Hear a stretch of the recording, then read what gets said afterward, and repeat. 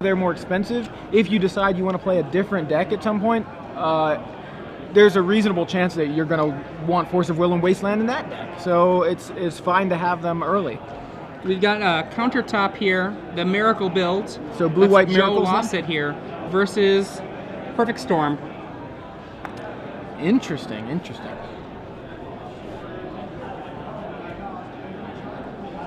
So after watching blue-white Delver versus green-white aggro in the finals of Standard, I set forth a mandate that we would not watch any green-white Maverick or Rug Delver today, but apparently that's been ignored. Not for this round, though.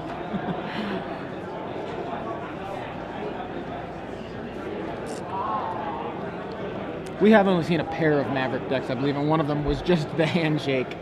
Yeah, I mean, well, that happens sometimes. You have these matches that can end in a huge flurry. Just like, and you're dead. Yeah. Looks like Joe is mulliganing here. Shuffling. So while Joe Lossett, we saw yesterday, win in round 1 with a 4-color pod. He did not make our top 8, but Joe, he has had some success at the Star City Games circuit before. Yeah. I believe 2 top 8s and 1 top 16 in the past. He made the finals of Denver last June with Cephalid Breakfast in Legacy. So I believe he lost to Tom Ma, actually, who was playing Hive Mind. So that was a fun match to cover. I was there with Patrick Chapin in the booth. Patrick Chapin, local Denver native, as of late. Stopped by yesterday. Haven't seen him yet today. Not sure if he's going to stop by, but he mentioned the possibility. Joe Lossett, mulligan to 5 on the play. Leads with an island. Says go. John Siadak with a polluted delta. For those of you who are just joining us, this is the very beginning of round 6 of 8 here at the Star City Games Open Series in Denver. Glacial Fortress for Joe Lossett. Now, looking at Joe's list, it is blue-white Miracles, but it is not the same sort of list like that Reed Duke was playing a few weeks ago in DC. Getting Gataxian probed here. We see Jace the Mind Sculptor, Plains, Island Plains, that's a Tundra, and Brainstorm.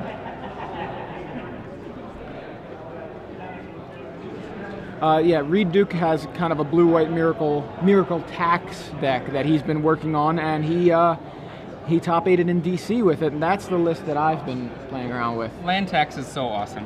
Yeah, no land tax here.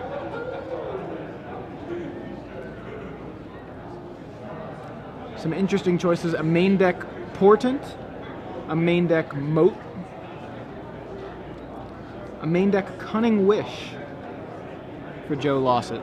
So there's a Lotus Petal for John.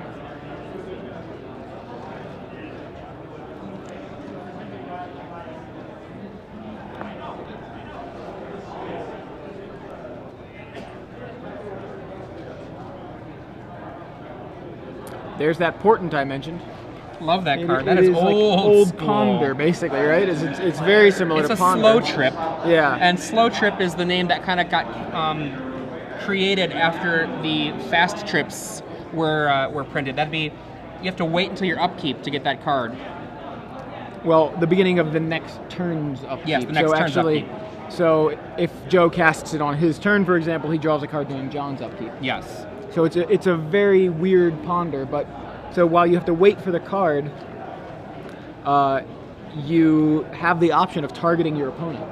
One of the things that's interesting is that he has this card Portent, but why? Well, he can set up a Miracle with it so easily, and a Ponder can't do that. The Portent means during the next turn, you get your first draw. Yeah. So a Terminus right off of the Portent. Yep. It is a sorcery, just like Ponder.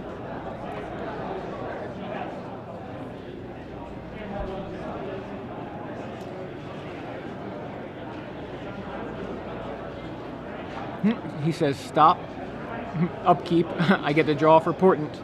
And he draws and says, okay. Now, notably, if Joe decides he wants to use Portent to target his opponent, the opponent doesn't get to draw the card. Yeah, Joe he gets does. to draw. Yeah. So it's just look at the top 3 cards of target player's library, then put them back in any order, or you may have that player shuffle his or her library. Yeah, I've definitely done that to the opponent, but not very often. It's like a very strange fate seal. There's a brainstorm from Joe Lossett. In response to an Inquisition of Kozilek from John. Doing a little bit of protection. Siadak. I'm surely butchering that name, so I apologize to John in advance.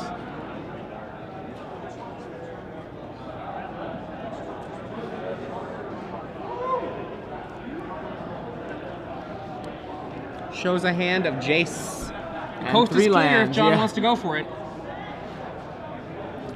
So, Inquisition unable to hit anything, but I think if John has the tools to go off here, he's fine with a whiff on Inquisition.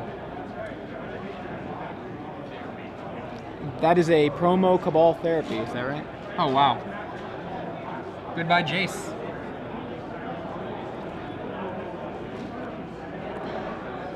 It's a Previan, yeah, it's from Graveborn, okay.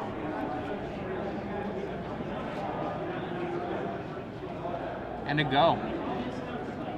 Misty go.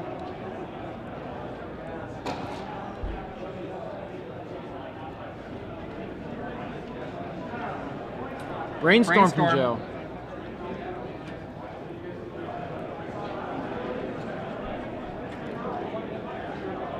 There's a Swords to Plowshares, there's a Force of Will in his hand. See another Tundra, or at least another land. It may not be a Tundra. I assumed the white border was Tundra, but he plays with white bordered basics as well, so. See, that's not an ugly white bordered basic, though. I agree. Something about the older lands don't seem, aren't as unappealing with the white border. Maybe that's just because we're old school. And it No, that's not it. Like I said, the card stock is different. Oh, you're talking about the card stock still, okay. Yeah, and the art is actually fine. It's kind of boring, but I think to me it's a nostalgia thing. So anyway, plays another island. I'm sorry, he fetched an island.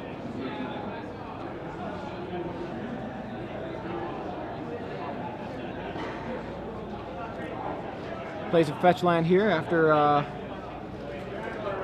just a draw go from John. And John has a Gataxian Probe, so let's see what's going on in Joe's hand. Now after a couple of turns have passed. So we've got Force of Will, Terminus, and Snapcaster Mage.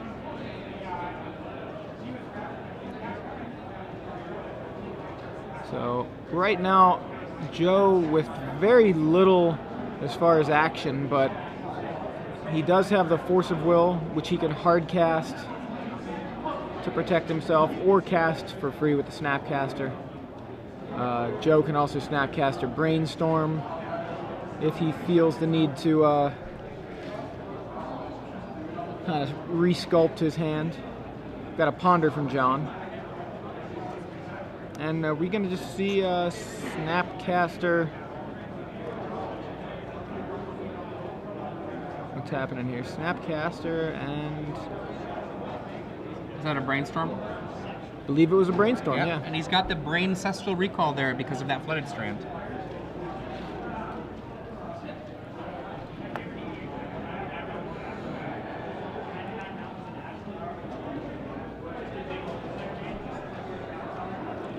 All right, Brainstorm finishes resolving there for Joe.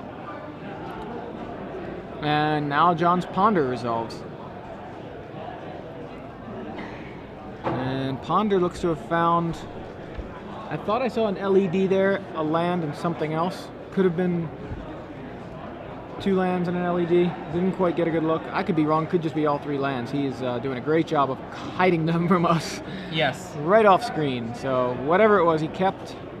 And then there was an Underground Sea.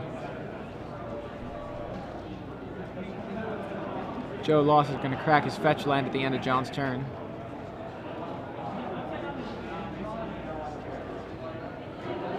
Tundra.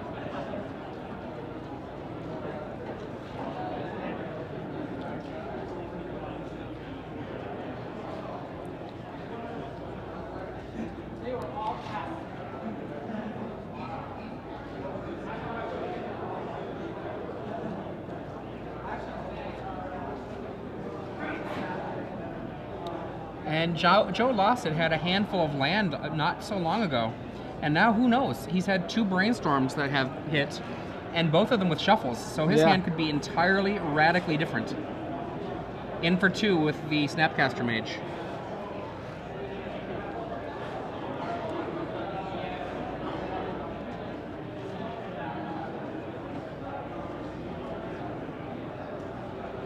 John Siadak's Storm deck here.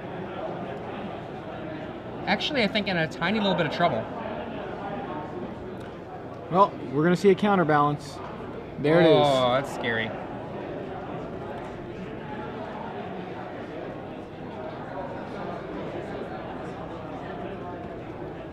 Joe says go after resolving counterbalance.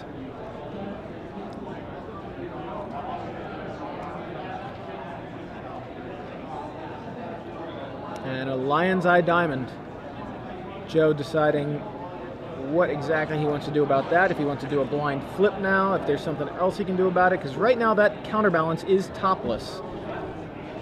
I mean, if it were me, I would just actually do the naked flip, even if it means that you are giving information to your opponent about whether it's safe for other spells.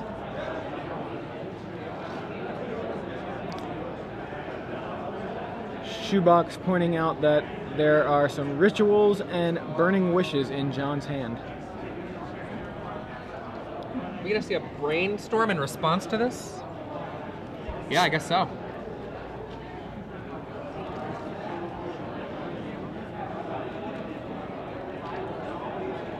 All right, what is Joe able to find here with the brainstorm? Can he counter the Lion's Eye Diamond?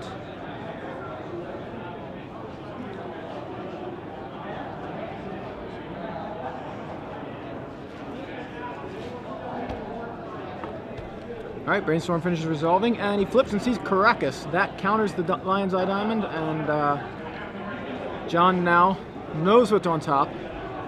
Unless Joe has access to another brainstorm effect, he may be able to resolve something. But no, he passes the turn back to Joe. Joe draws the Caracas.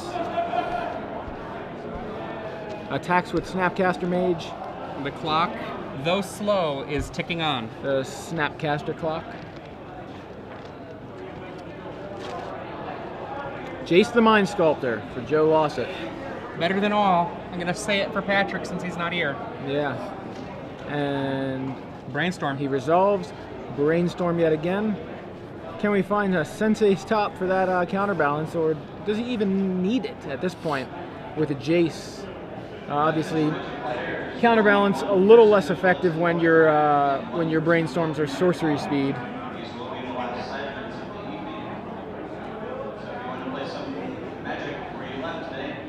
Alright, so puts a couple cards back, plays a Polluted Delta, passes the turn. I'm sorry, not Polluted Delta, Flooded Strand. Onslaught Fetch. Yes. I remember when those first came out and our local shop had them priced at $3 each, and I was like, lands are always good. Maybe I should buy as many of these as I can. And I did. That was a good thing. Let's start it off with a ritual. Of course, they had only opened a couple of boxes, so I think I ended up with maybe 5 or 6 fetch lands. Not quite a ton, but... And I'm pretty sure none of them were the blue ones, which of course are probably the more expensive ones. Alright, Joe Lossett here with a potential opportunity to counter Dark Ritual. Now he knows the top of his library after resolving Brainstorm, after Jace's Brainstorm ability resolves on his turn. So he knows that Dark Ritual will not be countered by the counterbalance.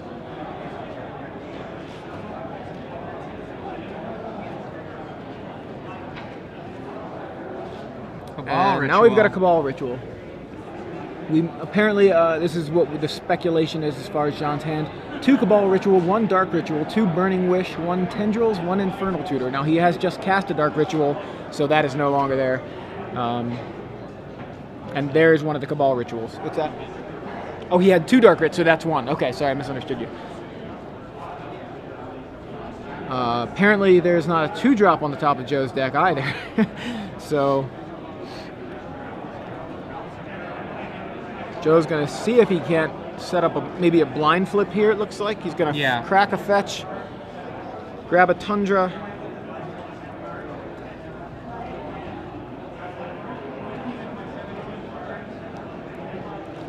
Cut me to a 2-drop, shuffle me to a 2-drop, whatever. Leave a 2-drop on top so I can counter your ritual, please. Pretty please.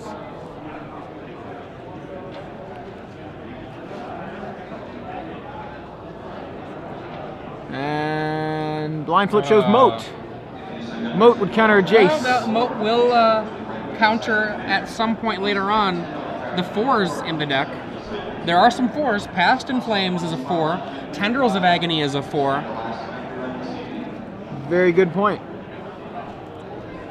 In the sideboard, Empty the Warrens is a 4. All right. So actually, holy... There's a lot of 4s in there. A lot more 4s than we were thinking about. I will say this. John Siadak, if he doesn't realize it, he cannot win if a 4 is on top. Wow. Now we see Infernal Tutor there.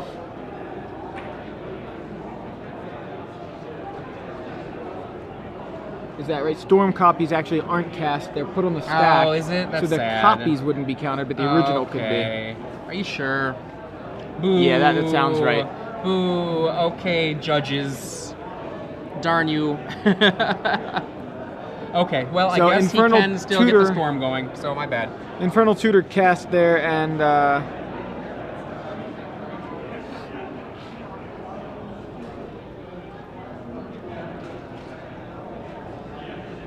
didn't catch the... Was there a reveal there? Because he's not Hellbent, right?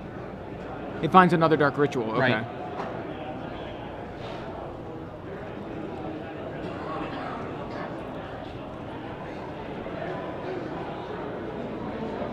Or at least, is that still in the stack since it's on the table?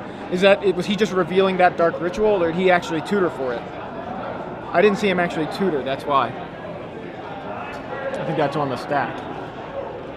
They paused the match, yeah. It was... Okay, there's some small confusion about what's going on. Yeah, we definitely saw some, Joe Lossett stops. I saw Infernal Tutor come down, Joe Lossett with his hand out, stop for a sec. I paused to look down at the deck list and discuss the Storm copies with you guys, as we were just mentioning. And we see a Dark Ritual on the table. I also saw a Tendrils of Agony on the table for a split second, so I'm not sure what exactly happened there. Maybe that's part of the issue. Maybe John meant to find another Dark Ritual, accidentally put down a Tendrils of Agony. There's the head judge. Gonna take a look.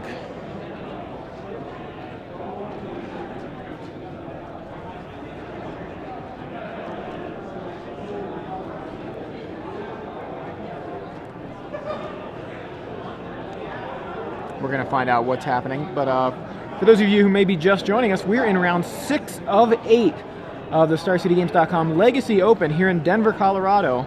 I'm Joey Pasco, joined in the booth by Adrian Sullivan. Hello. And Joe Lossett versus John Siadak. Miracles versus Storm. And we're in game 1 here. A little bit of confusion on the table. And we're going to try to find out exactly what happened. I'm not sure. It looks like Infernal Tutor has resolved. So, and then it's not a Hellbent version, so he is finding a Dark Ritual. Okay, that's what I thought happened. He tried to reveal Dark Ritual, apparently put down a Tendrils of Agony, quickly picked it back up, said I meant to do Dark Ritual. I don't know if that was what the pause was about, but that is what I assumed happened there. I think Joe Lossett is not long for this world. No, I don't know what's in his hand, but he is having a lot of trouble dealing with anything that John's doing. He's blind flipping on the counterbalance. There's a Dark Ritual. We already know that, well, we don't know what's on the top of Joe's deck. He does, but apparently it's not a 1 or a 2. So, that was what the pause was about, was the accidental Tendrils. We've seen John resolve not only... Oh wait, we saw the blind flip. I'm sorry, we do know what's on the top of Joe's deck. It was the Moat. He had originally not countered the 1 or the 2. and then he fetched. So he shuffled, got a blind flip. It was Moat. John resolved an additional ritual in addition to the Infernal Tutor. Now, Tendrils of Agony is on the stack. And unfortunately, I was believing that all of those tendrils would be countered, but apparently it is the storm copies are put onto the stack. Yeah, not cast. Okay, So what was the what's storm happening count there? with the tendrils then? We need to get a clarification right. There were 7 copies, so that puts Joe to down 3.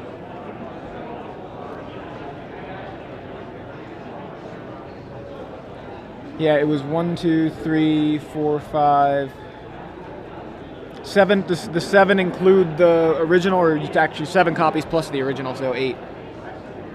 He did 5. Okay, so there were 7 total, including the original, which was countered. Joe Lossett finds a divining top.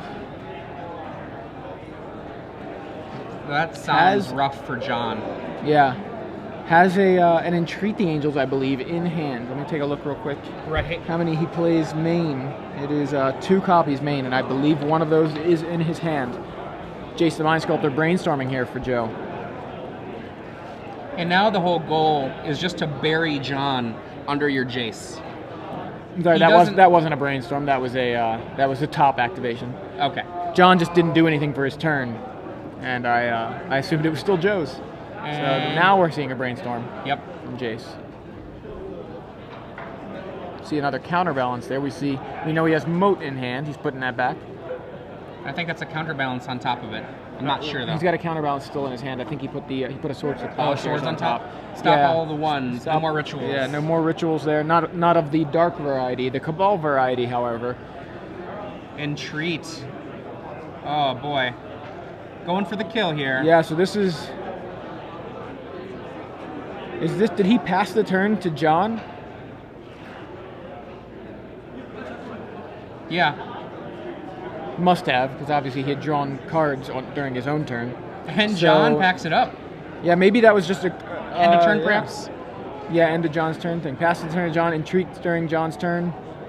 And Joe Lossett takes that game with a Miracle to Entreat the Angels off the top, set up by Sensei's Divining Top, Jace the Mind Sculptor, Brainstorm, and even Portent chipped in a little bit of help.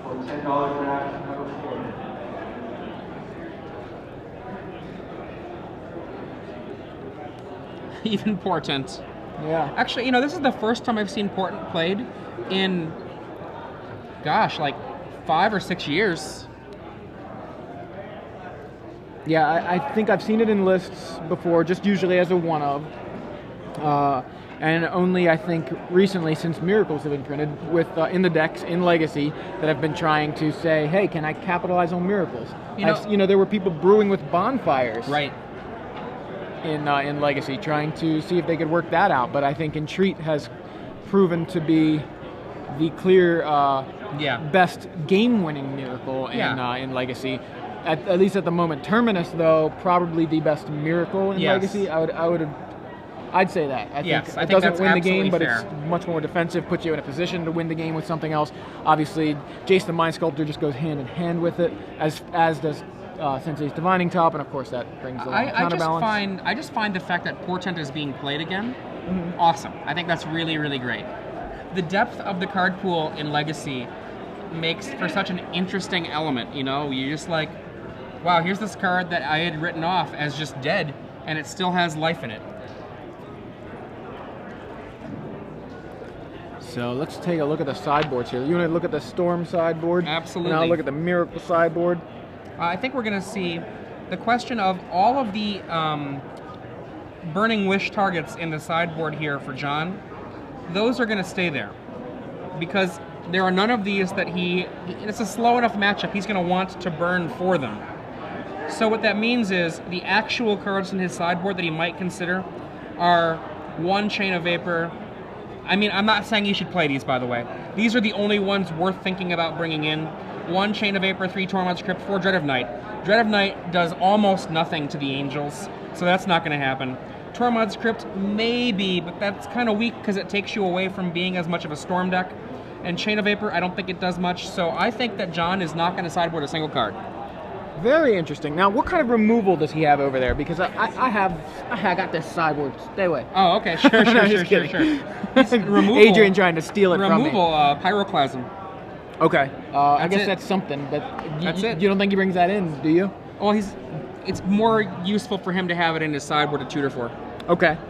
He may need to do that because Joe Lossett has access to 3 Meddling Mages. Oh, wow. So Meddling Mage resolved on one of John's combo pieces, or even like something like as What far about as Burning Wish? yeah, Meddling or Mage on Burning Wish. On Burning Wish would stop John from being able to access any of his sideboard. Meddling Mage, a huge. I think that's a huge upgrade for Joe from some of these removal spells that he has, such as the Swords to Plowshares. He also has an additional counter spell, just straight up counter spell, and a spell snare. So there's 5 cards to bring in. He's got access to Surgical Extraction, 2 copies.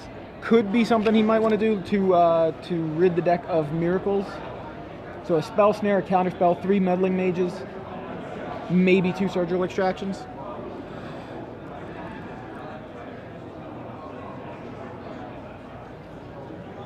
What do you think? Looking at it, definitely Meddling Mage, definitely Counterspell, definitely Spell Snare. Those are the top 5 that I'm sure about. And after that, I think you only bring in Surgical and/or Relic if you've got cards that are kind of weak anyway. Right. I'm with you on that. Actually, that sounds great. Now he's got 3 swords, 4 Terminus.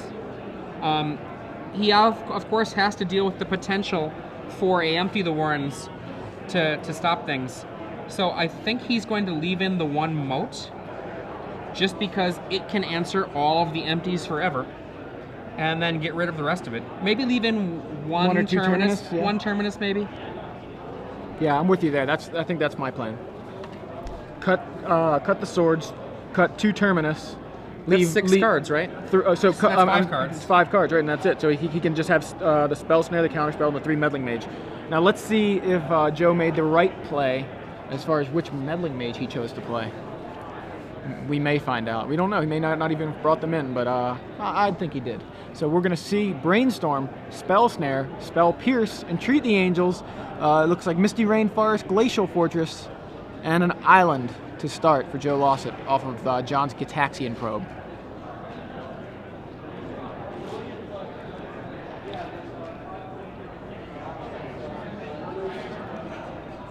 So Chapin said yesterday the reason he showed up was he saw the Grixis signal displayed in the clouds because Austin Yost playing Grixis, and apparently that's why he's not here today, because we've not yet seen Grixis. There's a Cabal Therapy from John, and I imagine he hit. That's funny. Let's see, what did he name if it resolved? Named Spell Snare. Takes that away. All right. Joe draws for the turn. Going to play Island and say go here? Yeah. Now John here with Storm, it's very possible he could just win. This is a deck that can do it. It says land go. Joe draws for the turn. And a Misty Rainforest. Yep. No surprises so far. Those were cards we knew were in his hand. I think we're going to see one of the rare end-of-turn Brainstorms that is correct from Joe at the end of this turn. There's a Ponder from John on his turn.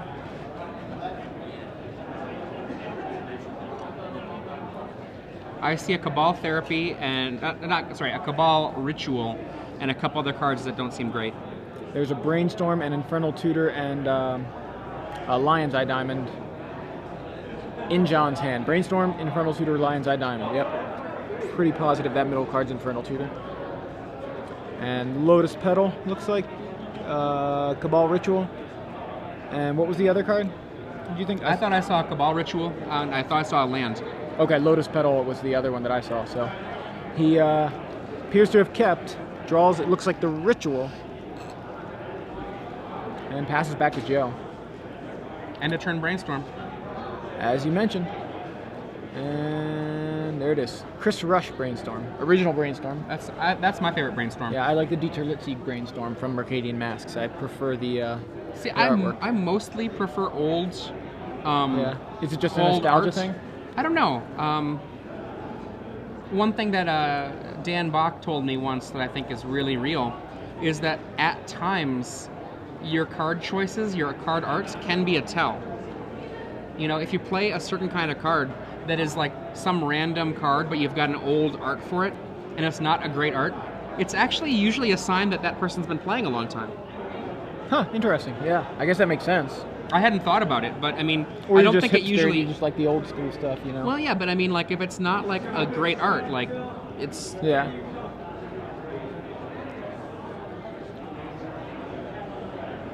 Take, for example, a basic land from, like, Revised. Right. That is not generally a card that if you're going for fetishism, you'd probably go for Unlimited. You'd probably go for Beta if you have the money. So, Joe, at the end of turn, brainstorms, shuffles away using his fetch land, draws his fresh card for the turn, and assembles Countertop. Yeah. So you see Counterbalance, Sensei's Dividing Top, Soul Bond. There they are, friends forever. Friends? Well, you know, sometimes they're not friends forever. Yeah, well, best friends. Sometimes they break up, but they always get back together. And I think the thing here, Joe is just going to draw a card blind. Make that top be on top. Yeah, why not? Just counter the brainstorm. Yeah, counter the brainstorm, and then also counter any rituals that are the dark variety. Yeah, leaving a 1 on top is not the worst thing in the world for Joe. And now we know that John has a Cabal ritual, and then Lotus Petal, and a Lion's Eye Diamond in hand. So 3 cards that aren't countered by that. Actually, and an Infernal Tutor. So all 4 of the cards in John's hand are not countered by the top on top of Joe's deck. There's Lion's Eye Diamond. There's Lotus Petal. John just completely emptying his hand here. Now, I don't know what he drew this turn. Was it the...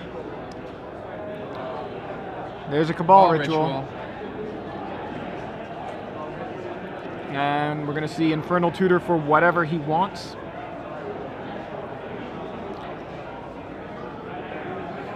What would he want? 1, 2, 3, 4... Burning Wish 5, and then Empty the Warrens 6, empty for 7 copies, 14 goblins. Yeah, could be good. And we already know that Joe has a top on top, so it's not like he's going to just hit into a Terminus right there. Now he could set up a Terminus, potentially. Oh, devastation. Force of will to stop that plan. And so John's like, that's so what it. happened is that Infernal Tutor was still on the stack, right? And John was using the Lion's Eye Diamond there to, you know, quote unquote, discard his hand, which there was no cards in his hand because his last card was the Infernal Tutor on the stack. So Joe says, all right, after you sacrifice your Lion's Eye Diamond for mana, I'm going to counter your tutor. Yep. And now you have a bunch of mana in your pool and no cards in hand, and John knows, yeah, that's it. And that's how it works, I think, with some of these combo decks, especially Storm. You counter the right card. Force of Will on a Lotus Petal sometimes is just enough to win the game. In this case, Force of Will on an Infernal Tutor, a little more impressive, but actually, yeah. I actually thought that